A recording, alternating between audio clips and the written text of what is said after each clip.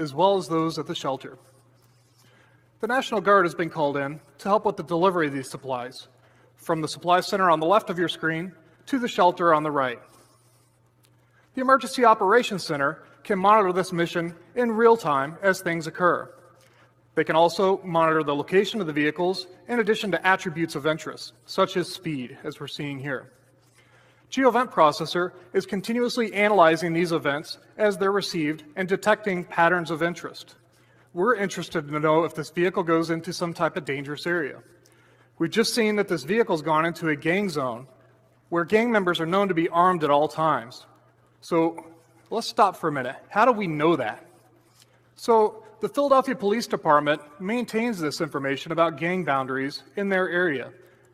They have this information. They've shared this with the federal first responders that are coming into this location who are completely new to this terrain. This allows them to navigate with local knowledge as well as the real-time updates that they're making to the gang boundaries. So we can see that the vehicles are now on their way to the shelter, and they're safely leaving the zone. This is powerful to share this information because we've shared it across local, state, and federal governments, and we've shared this for a common disaster scenario. Now, we've shown vehicles and sensors before, so let's show you something new now. So our shelter is equipped with a number of environmental sensors inside of it. To help me with this demonstration, Edward from Valarm has joined me. He's got a live sensor network on this board that we're going to use to help safeguard those inside the shelter. So Edward, we've got a lot of people crammed into this shelter. What can these sensors help us do? Right now, we're monitoring air quality using a CO2 sensor. CO2 levels increase with overpopulation, so if you breathe into this, you'll simulate that. Okay. So as I breathed into this, the Emergency Operations Center is viewing this dashboard, and on the top row, we can see that Station 3 is now seeing a level of increase in CO2.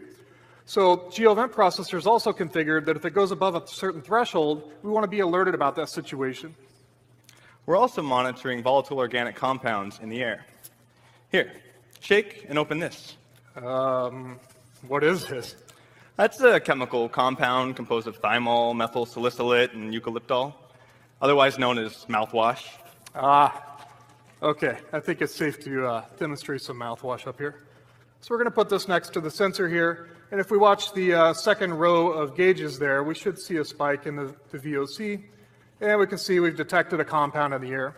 The shelter is probably wanting the Emergency Operations Center to know that there's a new chemical introduced so that they can take action accordingly. What other kinds of sensors do we have? On this board, we've got a microclimate, weather sensor, and a light sensor. If I put my hand over the light sensor, you'll see the values change in the dashboard. Oh, that's pretty neat. Where else have these sensors been deployed? Well, our sensor networks are used for a wide variety of applications, from vineyards in California to fisheries in Norway, paper factories in South America, and even crocodile eggs in Australia. Crocodile eggs. Wow, what a variety. So, we got an alert that our supply truck has arrived at our shelter.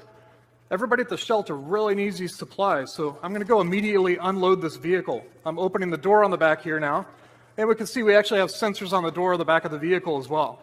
I'll open the left door just so we can see that because it's cool. Not only will we know if the truck's being loaded or unloaded,